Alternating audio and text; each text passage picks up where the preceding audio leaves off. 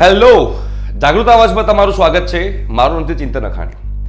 હવે આ video start કરતા પહેલા હું તમને જેટલા પણ આ વિડીયો જોઈ રહ્યા છે હું એમને કહીશ કે આ વિડીયો તમને ઉકસાવવા માટે નથી, બટ લોજિકલ વાત કરવા માટે છે. અને જેટલા પણ વિદ્યાર્થીઓ કે પેરેન્ટ્સ આ વિડીયો જોઈ રહ્યા હોય તો આ વિડીયોના એન્ડમાં આપણે એક પ્રોસિજર કરવાની છે. જે પ્રોસિજર હું તમને વિડીયોના એન્ડમાં કહીશ, પણ એની પહેલાં આપણે કેમ કહી રહ્યા છીએ એની ખાસ આપણે આ વાત બધા સુધી પહોંચાડવી જોઈએ. એસીપીસી હોય કે જીટીયુ હોય, કેમ કે જીટીયુ આ diploma to degree common entrance ટેસ્ટનું એ આખું એજન્સી છે જે હેન્ડલ કરવાની છે. અને એમાં જે સિલેબસ આવ્યો છે એ સિલેબસની અંદર એક સબ્જેક્ટ મૂક્યો છે કેમેસ્ટ્રી. આ કેમેસ્ટ્રી સબ્જેક્ટ કેમિકલ બ્રાન્ચ સિવાય કોઈ જ એન્જિનિયરિંગ બ્રાન્ચવાળા વિદ્યાર્થીઓ ભણ્યા નથી.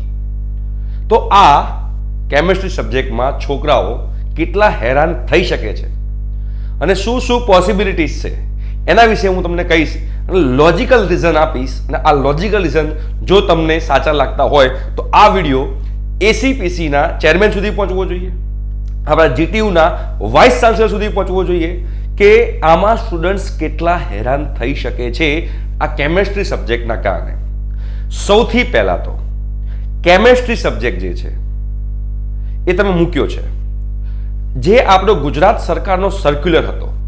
એ ગુજરાત સરકારનો સર્ક્યુલર હું તમને અહીંયા આગળ બતાવવા માંગીશ.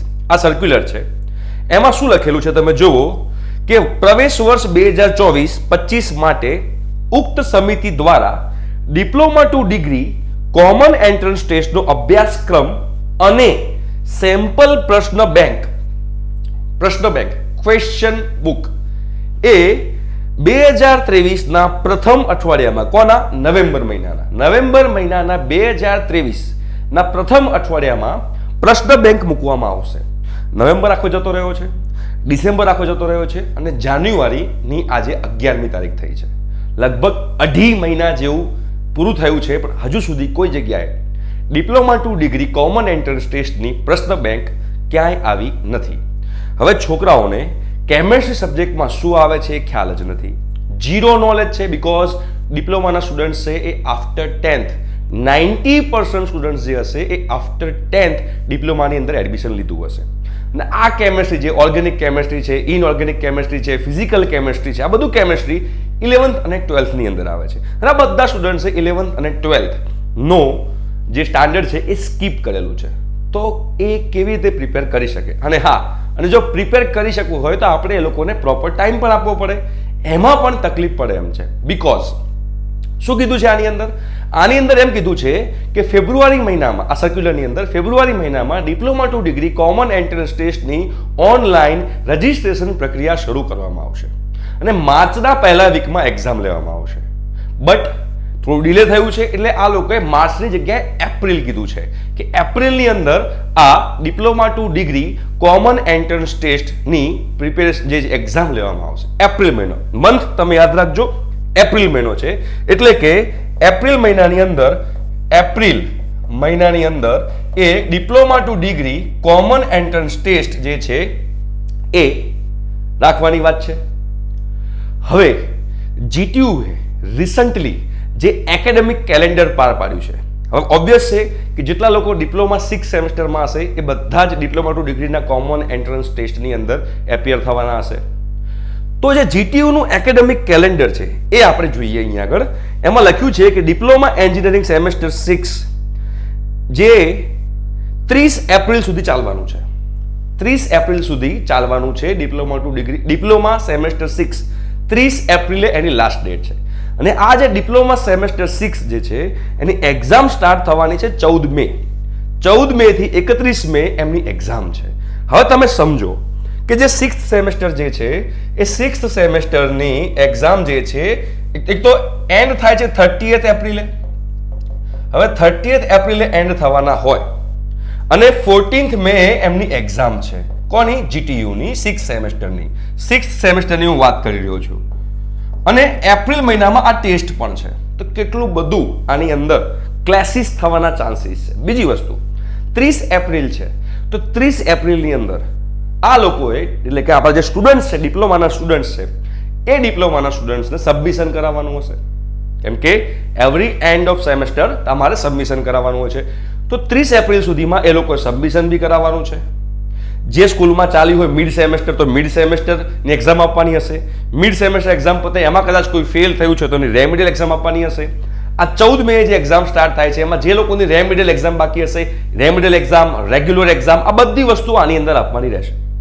અને એની વચ્ચે આ આપણો ડિપ્લોમા ટુ ડિગ્રીનો કોમન એન્ટ્રન્સ ટેસ્ટ જે મૂકેલો છે, એ કોમન એન્ટ્રન્સ ટેસ્ટની છોકરાઓ તૈયારી કરશે કે આ બધા સબ્જેક્ટની, કે આ ડિપ્લોમા સેમેસ્ટર 6 ની તૈયારી કરશે. સપોઝ આપણે એવું માની લઈએ કે છોકરાઓ બધી તૈયારી કરી શકે એમ છે, છોકરાઓ છોકરાઓની શક્તિ છે, તાકાત છે એ લોકોની કે બધી તૈયારી કરી શકે, બીકોઝ એમના કરિયરનો સવાલ છે. બટ એની અંદર એક કેમેસ્ટ્રી સબ્જેક્ટ એવો છે, કેમેસ્ટ્રી સબ્જેક્ટ, બરાબર, આ કેમેસ્ટ્રી સબ્જેક્ટ એવો છે કે કોઈ જગ્યાએ કોઈ ભણી જ નથી, તો એમને નવેસરથી 0 થી ABCD થી સ્ટાર્ટ કરવાનું છે. તો શું એ લોકો આ કેમેસ્ટ્રી ABCD થી તૈયાર કરે, ઇંગ્લિશ તૈયાર કરે, ફિઝિક્સ તૈયાર કરે, મેથ્સ તૈયાર કરે, કે એમની જે 6 સેમેસ્ટર ડિપ્લોમાની એક્ઝામ છે એ તૈયાર કરે? શું તૈયાર કરે છોકરાઓ? મારા મુજબ કેમેસ્ટ્રી સબ્જેક્ટ ન હોવો જોઈએ, બીકોઝ મેથ્સ, ફિઝિક્સ અને ઇંગ્લિશ તો એ લોકો ભણેલા છે, તો એમાં એ લોકોને પ્રિપેરેશન કરતા વાર નહીં લાગે. બટ કેમેસ્ટ્રી માટે એ લોકોને બહુ જ ટાઈમ જોઈશે, ટાઈમ કન્ઝ્યુમિંગ પ્રોસેસ છે. અને આમાં પણ ગુજરાતી મીડિયમમાં ટેસ્ટ લેવાનો છે, ઇંગ્લિશ મીડિયમમાં લેવાનો છે, એનો કોઈ ઉલ્લેખ નથી. એઝ વેલ એઝ પ્રશ્ન બેંક હજી સુધી આવી નથી. જે ગુજરાત સરકારના સર્ક્યુલરમાં લખેલું હતું કે નવેમ્બરના ફર્સ્ટ વીકમાં આ તમારી પ્રશ્ન બેંક આવશે, હજુ સુધી પ્રશ્ન બેંક પણ નથી આવી. છોકરાઓ કન્ફ્યુઝ છે, છોકરાઓ સ્ટ્રેસ્ડ આઉટ છે કે અમારે શેની પ્રિપેરેશન કરવાની, કેવી રીતે પ્રિપેરેશન કરવાની, કઈ બુક યુઝ કરવાની, ગુજરાતી મીડિયમમાં કરવાની કે ઇંગ્લિશ મીડિયમમાં કરવાની, આ બધી વસ્તુ છોકરાઓના મગજમાં છે.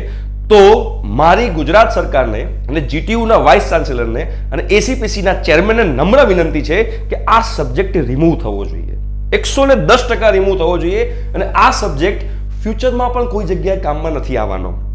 Computer, IT, mechanical, civil, electrical, કેમિકલમાં આના સિવાય બીજું ઘણું બધું છે, રાઈટ? તો chemistry subject I hope so કે રિમૂવ થવો જ જોઈએ. અને મારી નમ્ર વિનંતી છે, અને જેટલા પણ વિદ્યાર્થીઓ કે પેરેન્ટ્સ આ વિડીયો જોઈ રહ્યા છે, ડિસ્ક્રિપ્શન બોક્સમાં હું ઈમેલ આઈડી લખી રહ્યો છું, મેં ઈમેલ આઈડી મૂકું છું, એ બધા જ ઈમેલ આઈડી ઉપર બધા જ મેલ કરો અને મેલમાં રિક્વેસ્ટ કરો. આપણે અહીંયા કોઈને ઉકસાવવા માંગતા નથી, આપણે રિક્વેસ્ટ કરવાની છે કે અમે રિક્વેસ્ટ કરીએ છીએ કે પ્લીઝ કેમેસ્ટ્રી સબ્જેક્ટ રિમૂવ કરો. #નો કેમેસ્ટ્રી, કેમેસ્ટ્રી ન હોવું જોઈએ. કેમેસ્ટ્રીના કારણે છોકરાઓને આ એન્ટ્રન્સ ટેસ્ટમાં બહુ જ તકલીફ પડશે. એવું હોય તો ચોથો કોઈ સબ્જેક્ટ એડ કરો, અથવા તો 3 સબ્જેક્ટની જ એક્ઝામ લો, અથવા તો કોઈ પણ 2 સબ્જેક્ટની એક્ઝામ લો, મેથ્સ, ઇંગ્લિશ કે મેથ્સ, ફિઝિક્સ, રાઈટ? પર કેમેસ્ટ્રી સબ્જેક્ટ ન હોવો જોઈએ.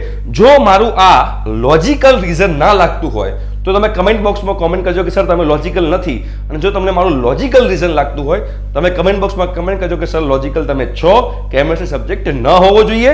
અને ડિસ્ક્રિપ્શન બોક્સમાં મેલ આઈડી જે છે એ બધા મેલ આઈડી પર બધા જ છોકરા, બધા જ પેરેન્ટ્સ મેલ કરે અને રિક્વેસ્ટ ફોર્મમાં. આપણે કોઈને ઓર્ડર નથી આપતા, ના તો આપણે કોઈને ધમકી આપતા, આપણે માત્ર ને માત્ર રિક્વેસ્ટ કરી રહ્યા છીએ કે પ્લીઝ કેમેસ્ટ્રી સબ્જેક્ટ રિમૂવ કરો, છોકરાઓ હેરાન થશે. Thank you so much, by.